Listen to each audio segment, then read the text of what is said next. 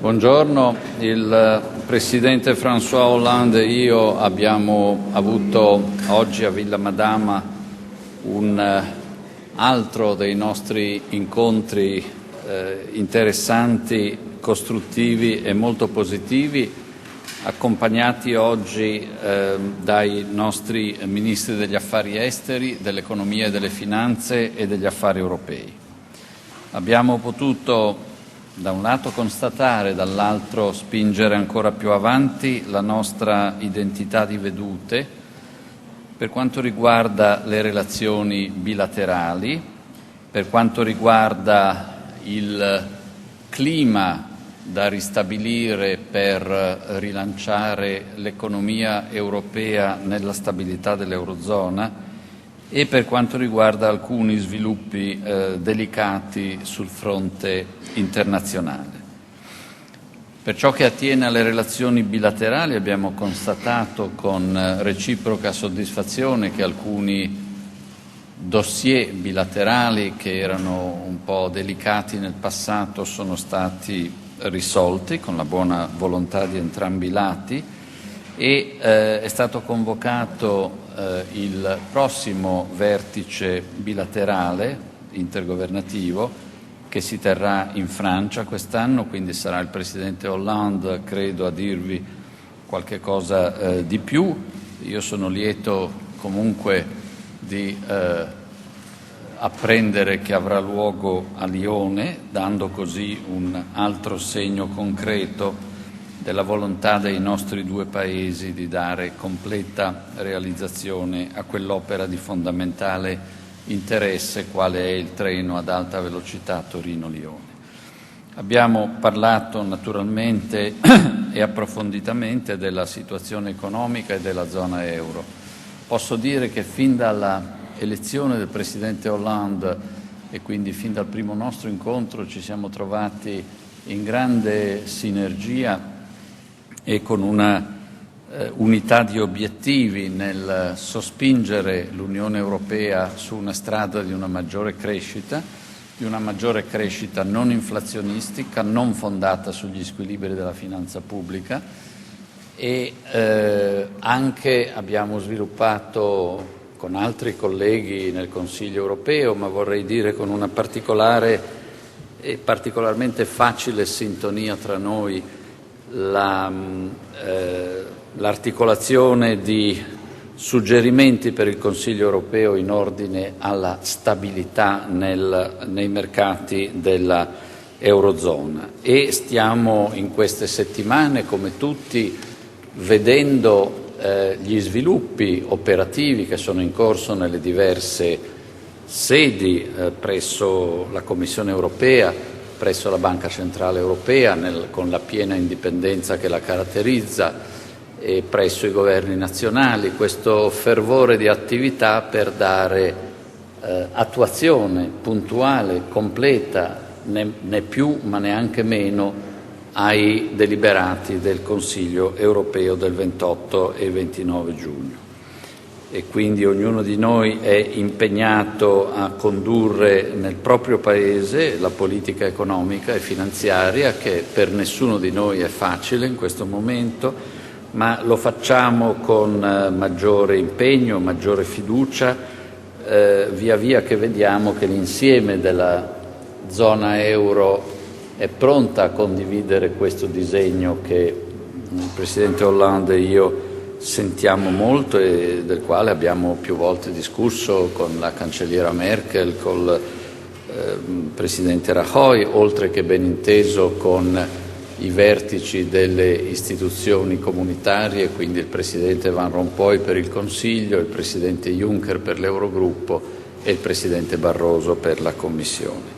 Guardiamo con particolare attenzione a ciò che appunto viene in questi giorni messo a punto per quanto riguarda la stabilizzazione dei mercati dei titoli sovrani dell'Eurozona e siamo lieti di avere insieme contribuito a quello che a mio parere è stato un grosso passo sul piano intellettuale e politico nei mesi scorsi, cioè la constatazione che fare i compiti a casa è necessario, ma non è sufficiente e che occorre anche che via via che un Paese realizza i progressi nella propria politica economica lungo le direttrici che insieme nell'Unione Europea abbiamo stabilito, ci sia un riconoscimento da parte della stessa Unione Europea, da parte del modo in cui il mercato finanziario dell'Eurozona funziona, affinché non persistano come delle gravi entrave, dei gravi ostacoli, degli spread che sarebbero ormai privi di ogni riferimento all'andamento economico e finanziario sottostante. E sono sicuro che il Presidente Hollande e io e che i nostri due governi veglieranno nell'ambito della vita delle istituzioni comunitarie perché ciò che insieme e con altri abbiamo quel giorno e quella notte a Bruxelles costruito venga completamente realizzato. Concludo dicendo che abbiamo tra i temi internazionali, anche con l'apporto ben inteso dei nostri rispettivi ministri degli affari esteri, abbiamo discusso del tema della Siria con la comune molto forte preoccupazione per l'evoluzione della crisi siriana che provoca ogni giorno nuove vittime e centinaia di migliaia di profughi. È necessario superare l'impasse in cui versa attualmente il Consiglio di sicurezza. Continuiamo a collaborare con tutti i nostri partner per favorire l'avvio di una transizione politica. La nomina del signor Brahimi costituisce uno sviluppo positivo e sosteniamo appieno i suoi sforzi. Alla luce della situazione sempre più precaria del regime di Assad, indebolito anche dall'aumento delle defezioni di alto livello, abbiamo avviato un esercizio di concertazione sul periodo post-Assad. L'Italia ha ospitato la settimana scorsa a Roma una riunione del Core Group, del gruppo degli amici della Siria, per porre le basi per una strategia comune in questo senso.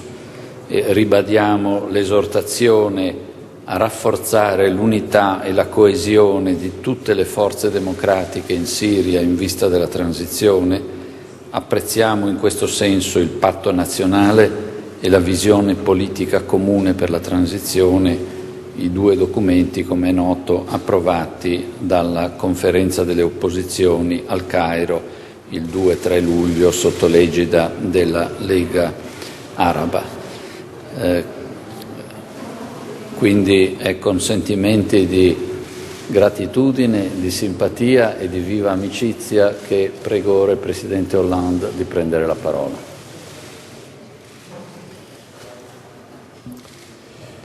Mesdames, Messieurs, c'est la troisième fois depuis que je suis devenu président de la République que je me rends ici en Italie et à Rome. C'est le signe de la relation confiante, sérieuse et en même temps forte que nous avons pu établir entre nos deux pays, l'Italie et la France, et entre Mario Monti et moi-même. Et une nouvelle fois, nous en avons fait la démonstration. Nous nous retrouvons en convergence sur les grandes questions qui touchent à la zone euro, à la construction de l'Europe, son futur, mais aussi aux dossiers internationaux. Nous avons la même préoccupation, celle de la croissance dans la stabilité. Nous avons la même volonté, qui est de faire avancer l'Europe sur un chemin que j'appelle celui de l'intégration solidaire. Mais nous avons aussi des rapports entre nos deux pays qui exigent de nous retrouver. Et ça sera le cas à Lyon, au début du mois de décembre. Ce sera le 30e sommet bilatéral franco-italien. Le premier avait eu lieu entre François Mitterrand et M. Spadolini.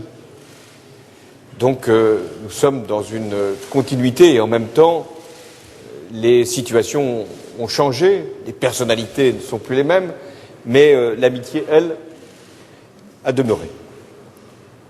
Nous avons aussi évoqué la situation de la zone euro. et nous avons finalement 3 étapes. La première étape, nous y sommes, c'est de faire appliquer les conclusions du Conseil européen des 28 et 29 juin. Nous y avions travaillé ensemble et nous avons eu une orientation pour régler les questions de la zone euro, aussi bien pour le volet croissance que pour le volet stabilité, qui doit être maintenant pleinement appliqué et mis en œuvre. Ça, c'est la première étape. La seconde étape que nous avons maintenant à franchir, c'est de parvenir à régler la question de la Grèce, toujours posée depuis des mois, et qui, après le rapport de la Troïka, permettra au Conseil européen des 18 et 19 octobre de poursuivre, en tout cas c'est le vœu que je forme, dès lors que les Grecs auront fait la démonstration de la crédibilité de leur politique, que nous puissions poursuivre le plan tel qu'il avait été prévu pour maintenir la Grèce dans la zone euro. Nous aurons aussi, toujours dans cette seconde étape, à régler la question de l'Espagne, dès lors que l'Espagne a fait appel pour la recapitalisation de ses banques et que l'Espagne voudra s'inscrire, si elle le souhaite, dans tel ou tel programme. Donc, c'est au Conseil européen que nous devons trouver les solutions, et nous sommes en passe de les faire apparaître, pour la Grèce, l'Espagne, et donc passer à la troisième étape qui se situera à la fin de l'année et qui sera l'union bancaire et l'approfondissement de l'union économique et monétaire. Les Européens doivent savoir que nous sommes engagés dans ce processus et que nous sommes en train de régler les questions qui nous étaient posées il y a encore quelques mois. Le pacte de croissance, la stabilité, les mécanismes d'intervention qui permettent de soutenir des États qui, bien gérés, peuvent avoir des taux d'intérêt que l'on juge excessifs, trouver des solutions définitives pour la Grèce, répondre à des sollicitations, notamment l'Espagne, et passer à l'approfondissement et à l'union bancaire, indispensable si nous voulons mettre en place une supervision et un soutien. Voilà le sens de ce que nous faisons. Et c'est pourquoi je suis très attaché à ce que ces étapes soient clairement exposées et franchies par les conseils européens à venir, dès lors que les conclusions du Conseil européen du 29 juin seront pleinement appliquées. C'est vrai, et j'ai entendu une nouvelle fois ce que disait le président du Conseil des ministres italien.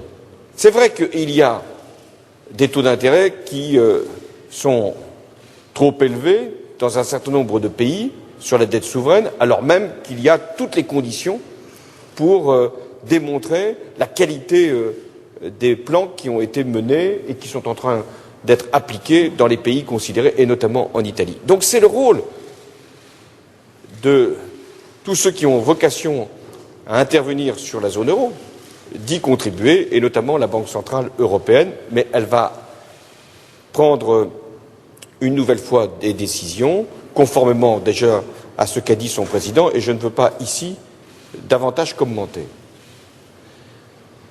Nous avons aussi évoqué, et j'en remercie le président Monti, un certain nombre de situations internationales. D'abord la Syrie.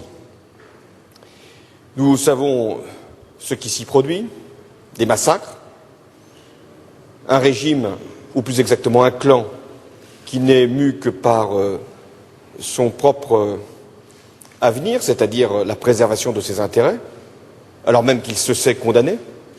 Et donc, nous devons favoriser la transition politique. C'est la raison pour laquelle j'ai souhaité, ardemment souhaité, qu'il y ait un gouvernement alternatif qui puisse être constitué.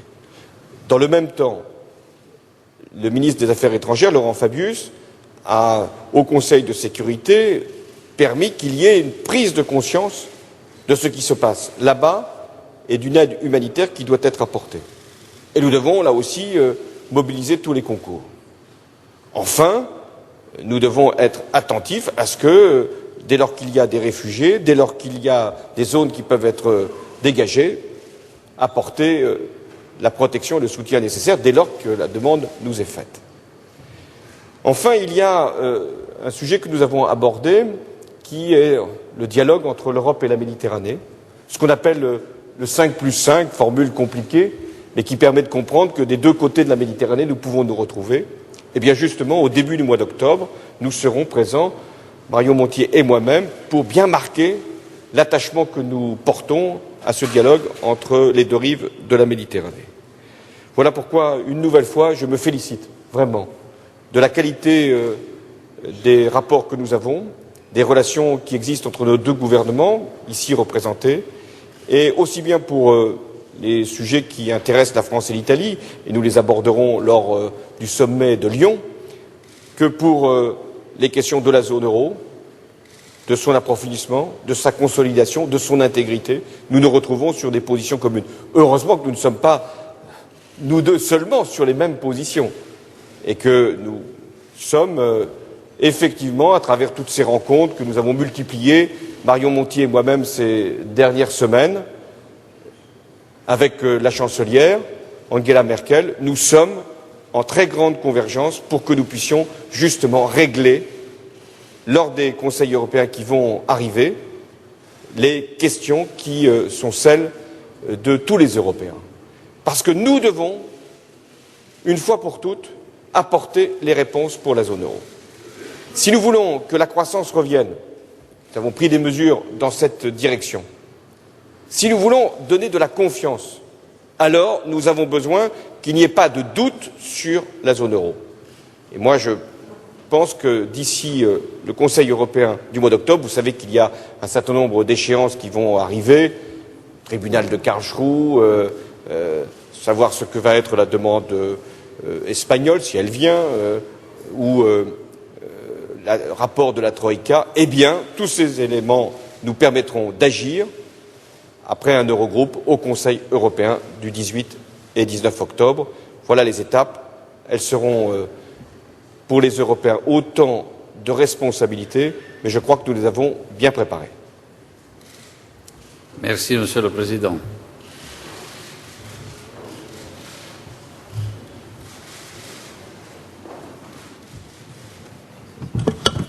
Buongiorno ai Presidenti, io sono Simona Sala del TG1 e vorrei fare una domanda per tutti e due, perché pur con differenti cifre e percentuali il problema che vorrei toccare è un problema che interessa tutti e due i Paesi, cioè quello del lavoro e della disoccupazione. In particolare lei, Presidente Monti, è alla vigilia degli incontri con le parti sociali, ma anche lei, Presidente Hollande, è atteso al varco degli impegni presi nella campagna elettorale su questo e il trend della disoccupazione è davvero preoccupante. Allora, cosa intendete fare per ribaltare questo trend e per dare concretezza a una parola che anche oggi è stata detta più volte, cioè crescita? Per quanto riguarda l'Italia, come è noto, non ho fatto promesse sull'occupazione durante la campagna elettorale e tuttavia il mio governo avverte quello dell'occupazione come un problema centralissimo per l'economia e per la società italiana. E la ringrazio della sua domanda che mi dà modo di sottolineare che le cose di cui abbiamo parlato oggi il Presidente Hollande e io sul piano europeo apparentemente menzionano raramente il termine occupazione, ma sono tutte indirizzate a creare le condizioni per una maggiore occupazione. Perché quando parliamo di crescita parliamo di una cosa che ormai sarebbe velleitario che un singolo Paese si proponesse di perseguire da sé. Quando parliamo di stabilità parliamo di qualche cosa senza la quale i meccanismi dell'economia si inceppano. Quando parliamo di interventi per stabilizzare gli spread, linguaggio ormai validato dal Consiglio europeo e sul quale la Banca Centrale sta lavorando, parliamo di meccanismi per evitare in ultima analisi che i tesori degli Stati e le imprese nei paesi paghino tassi di interesse esorbitanti che peggiorano ulteriormente la loro competitività. Certo, poi quello della crescita è un grande fenomeno che richiede non solo condizioni ambientali al contorno come quelle che ho ora richiamato propizie, ma richiede anche che ogni soggetto economico faccia tutti i suoi sforzi che devono essere convergenti per la crescita. Allora, all'interno dell'Italia, parlo di questa, abbiamo posto in atto una serie di riforme mirate a rendere più facile e meno ostacolata la crescita, le semplificazioni, le liberalizzazioni, la riforma del mercato del lavoro.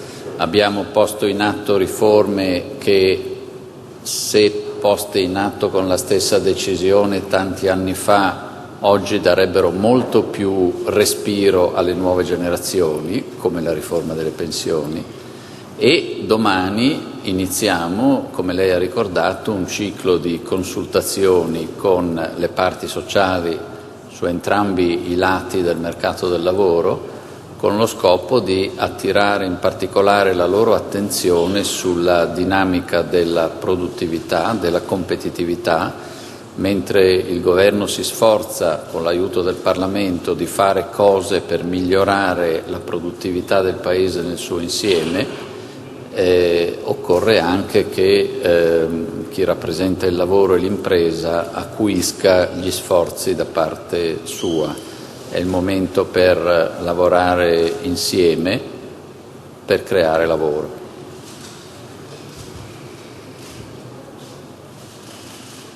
L'Europe est marquée par un niveau de chômage élevé, trop élevé, insupportable, qui dépasse dans la plupart des pays plus de 10% de la population active, quand ce n'est pas davantage, comme en Espagne. Donc il y a une responsabilité. Et c'est parce que les Européens en ont été conscients qu'au Conseil européen de la fin du mois de juin, il y a eu ce pacte de croissance qui a à la fois mobilisé des financements et marqué aussi une inflexion, une nouvelle orientation. Notre volonté, c'est de mettre en œuvre ce pacte de croissance le plus rapidement possible. Que les fonds qui ont été dégagés, 120 milliards d'euros, puissent être mobilisés partout sur des projets qui peuvent être immédiatement utiles pour la croissance et pour l'emploi. Il y a ce qui relève aussi des politiques structurelles de croissance dans chacun de nos pays. Nous les engageons pour ce qui concerne la France. Et ça prendra le temps nécessaire, mais c'est ce cap qui a été fixé. Ensuite, si nous voulons de la croissance, et donc lutter contre le chômage, nous devons faire en sorte que l'Europe soit regardée comme une zone stable, où la confiance puisse revenir. Elle a été pendant un temps perdue. Et pour que la confiance soit là, nous avons besoin de sérieux budgétaire. L'Italie en a fait preuve.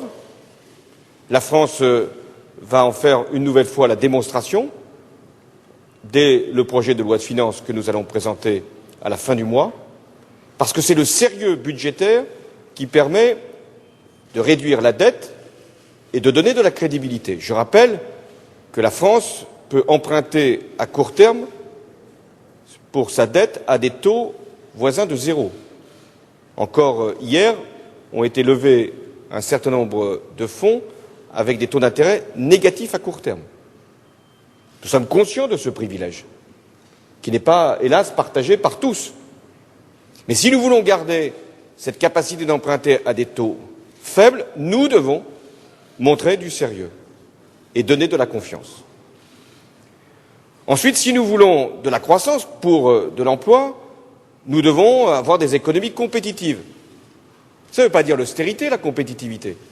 Ça veut dire la capacité que nous pouvons donner à nos entreprises d'affronter les grands marchés avec des conditions qui leur permettent de gagner la compétition.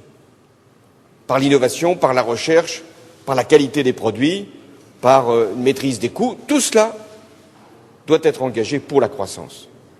Mais c'est vrai, nous ne pouvons pas attendre. Il y a l'urgence. 3 millions de chômeurs en France. 14 mois consécutifs de hausse du chômage. Je suis président depuis 3 mois et demi. Je prends la France telle qu'elle est. Je n'ai pas à inventer des chiffres, ils sont là. Ce sont des stocks. Quand je dis des stocks, c'est en fait une somme de personnes qui sont aujourd'hui en demande d'emploi. Donc, il y a une urgence pour intervenir. Et c'est la raison pour laquelle, pour ce qui concerne la France, j'ai demandé au gouvernement d'agir vite, notamment pour les jeunes, à travers ces emplois d'avenir, le contrat de génération, bref, ce que j'avais présenté dans la campagne, car j'ai eu cette chance de faire campagne pour être ensuite élu. Mais c'est vrai que chacun doit faire dans son pays ce qu'il pense le plus utile, mais nous n'en sortirons qu'ensemble. Parce que c'est aussi ça la leçon. C'est l'Europe qui doit montrer qu'elle peut être une zone de croissance, de compétitivité, de stabilité et de confiance, et donc d'emploi. Voilà l'enjeu que nous partageons.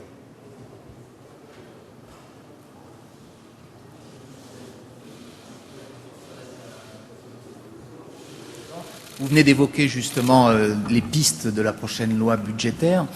Vous êtes accueilli dans un pays où précisément M. Monti s'est engagé dans un plan d'économie drastique et notamment par des suppressions dans les emplois publics. Est-ce que c'est pour vous un exemple à suivre? Est-ce que c'est ce à quoi il faut s'attendre dans le prochain budget pour la France?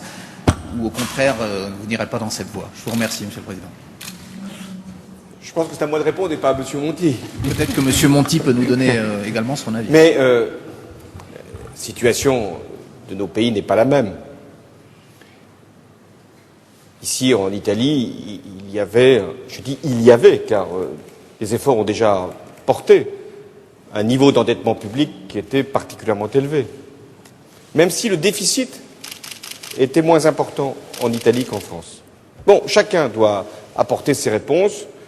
Nous, et ça sera la traduction lors du prochain budget pour l'année 2013, il y aura une stabilité de la dépense publique et une stabilité des effectifs dans la fonction publique.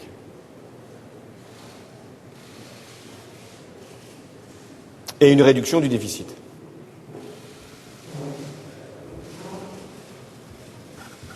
Buongiorno, Alberto D'Argenio di Repubblica. Una domanda per entrambi i Presidenti. Avete rimarcato più volte che volete un'applicazione, diciamo, completa delle decisioni del Consiglio europeo di giugno.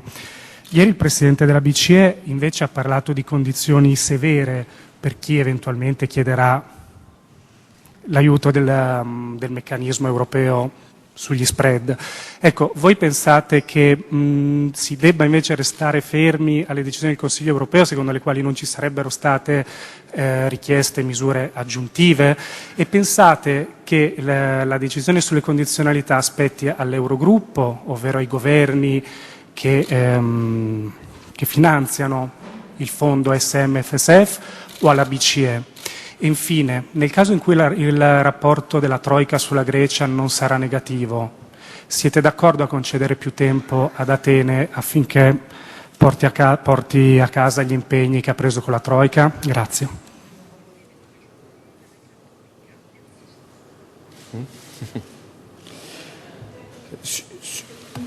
Sur la BCE, je pense que le meilleur commentaire que je puisse faire est de ne pas en faire. Parce que ma position, c'est celle du Conseil européen du 28 et 29 juin.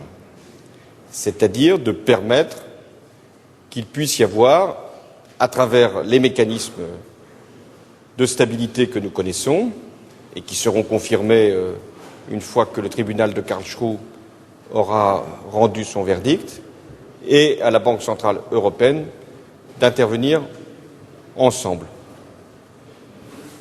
À la Banque centrale européenne de fixer son orientation, elle en a déjà donné à travers les déclarations de son président les principes, et au mécanisme européen d'intervenir rapidement, dès lors qu'ils seront sollicités. Après, les conditions peuvent être fixés que par, lorsqu'il s'agit d'un mécanisme européen, ceux qui en ont la charge.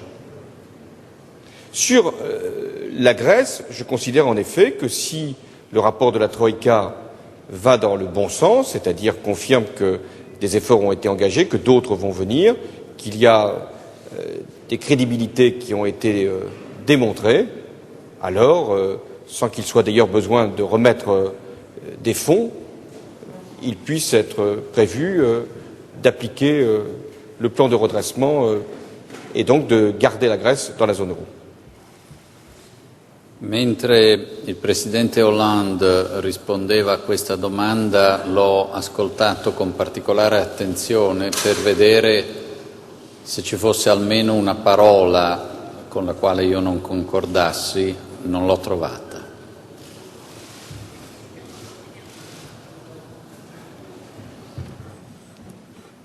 Bertrand Galichet, France Inter. Monsieur le Président, l'agence Moody's vient d'abaisser de stable à négative la perspective de la note de l'Union européenne et n'exclut pas d'abaisser cette note elle-même à moyen terme. Alors comment interprétez-vous cette vision de la situation et plus généralement la multiplication des sommets bilatéraux en Europe, comme celui auquel vous participez aujourd'hui, est-elle vraiment de nature à rassurer les marchés? Ces sommets sont-ils suffisants et même d'une certaine façon ne sont-ils pas un peu inquiétants, voire contre-productifs? Si je vous répondais oui, vous vous rendez compte? Qu'est-ce que j'aurais fait depuis la matinée? Et je prendrai l'avion le plus rapidement possible et je vais rester encore quelque temps. Non, je considère que ces rencontres bilatérales sont très utiles, à la condition qu'elles permettent d'arriver aux conclusions lors des réunions de l'Eurogroupe, du Conseil européen. C'est ce que j'ai fait observer. Il ne s'agit pas simplement de faire des conciliabules ou des pourparlers ou de se retrouver sur de vagues considérations de principe. Nous avons à préparer des décisions. Les conseils européens, c'est fait pour prendre des décisions. En tout cas, c'est ainsi que je le conçois. Et donc, nous sommes réunis pour que, très rapidement, une fois que seront relevés un certain nombre d'obstacles qui sont encore sur notre route ou d'interrogations, j'évoquais le verdict du tribunal de Karlsruhe ou le rapport de la Troïka, voilà, dès lors que ces événements auront eu lieu, nous devrons prendre les bonnes décisions. Nous les avons préparées. Comme d'ailleurs, je les avais préparées avec Madame Merkel pour ce qui concerne la Grèce et d'autres sujets, comme Mario Monti l'a fait avec d'autres chefs d'État et de gouvernement. Moi-même, j'étais en Espagne il y a quelques jours. Ensuite, est-ce que nous ne devrions pas changer nos modes de décision, nos rythmes de rencontre? Je ne parle pas sur le plan bilatéral, je parle sur le plan de l'ensemble de la zone euro. Je le crois. Mais pour l'instant, il est trop tôt pour faire des changements. Je ne suis pas aujourd'hui dans l'intention de tout bouleverser. Ça serait d'ailleurs le pire moyen de ne pas décider.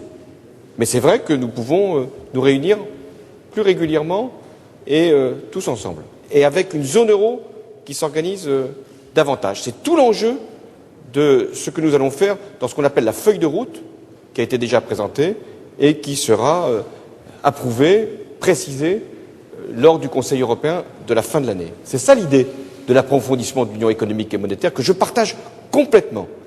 Avoir des capacités de décision qui soient plus grandes et des modalités de décision qui soient plus simples et plus faciles. Et sur l'agence Moody's? Et sur l'agence Moody's, je prends plutôt la position de ne pas commenter là encore les agences. Parce que ce qu'elles signifient, c'est par rapport à une inquiétude, à un doute. Et donc c'est à nous d'apporter des réponses. Nous n'avons pas à donner des commentaires, nous avons apporté des réponses. Quel est le doute? Il est à la fois sur notre capacité à décider, nous allons démontrer justement que nous pouvons le faire très rapidement sur la question de la Grèce notamment et d'autres pays si c'est nécessaire, et en même temps sur la croissance. Parce que c'est la croissance qui permettra aussi aux pays de respecter leurs engagements budgétaires. Donc, sérieux budgétaire, stabilité, croissance, tout ça doit se faire dans le même mouvement. Vorrei aggiungere una parola in risposta alla sua domanda sui vertici europei. Bisogna rendersi conto, lo accennava il Presidente Hollande, che il Consiglio europeo, che dobbiamo del resto a un predecessore del Presidente Hollande, il Presidente Giscard d'Estaing, come ideazione, è un meccanismo, quello sì sicuramente al vertice, ma con una quantità di limiti. Si trovano 27 signori e signore, di solito tra le 17 e le 19, e ci si attende che entro la fine della serata, e si intende per fine della serata eventualmente le 5 del mattino se necessario, ci siano delle conclusioni raggiunte, stese in più lingue, presentate ai giornalisti. Meno male che c'è un po' di lavoro preparatorio. Vorrei citare per esempio la riunione che in questa Villa Madama si è tenuta un po' prima del Consiglio europeo, dove col Presidente Hollande, la Cancelliera Merkel, il Presidente Rajoy e il sottoscritto abbiamo potuto preparare le nostre posizioni, non identiche nel caso dei 4, ma molto avvicinatesi durante la riunione. Al termine di quella riunione io ho telefonato anche a nome dei 3 colleghi al Presidente Barroso, al Presidente Van Rompuy per informarli. Sono pezzi di un lungo processo per le decisioni. Poi ci sono anche altri tipi di incontri. Per esempio, a fine luglio, qualcuno di voi lo ricorderà, mi sono recato a Helsinki per parlare con il primo ministro finlandese. Lì non si trattava tanto di preparare una decisione, ma era una missione non meno importante, cioè capirsi, spiegarsi perché qualche volta le opinioni pubbliche dei nostri paesi così diversi non si intendono, e questo crea poi vincoli a ogni capo di governo al tavolo del negoziato. Ecco la varia tipologia di questi incontri. E infine mi permetto, con il massimo rispetto, di rivolgermi ai giornalisti. Non è che per caso usate il termine vertice un po' troppo frequentemente? Qui sicuramente ci troviamo di fronte a un Presidente della Repubblica francese, ma io vedo che se un giorno ho un incontro a Palazzo Chigi con il mio Ministro per lo sviluppo economico e il Ministro per il lavoro, poi pubblicate che si è tenuto un vertice. Quindi diamo anche un peso alle parole. Grazie.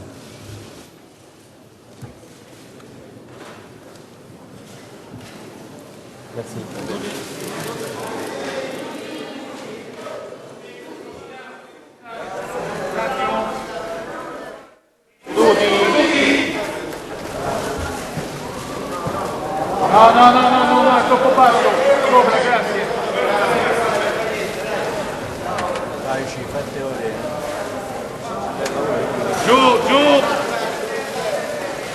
Giù.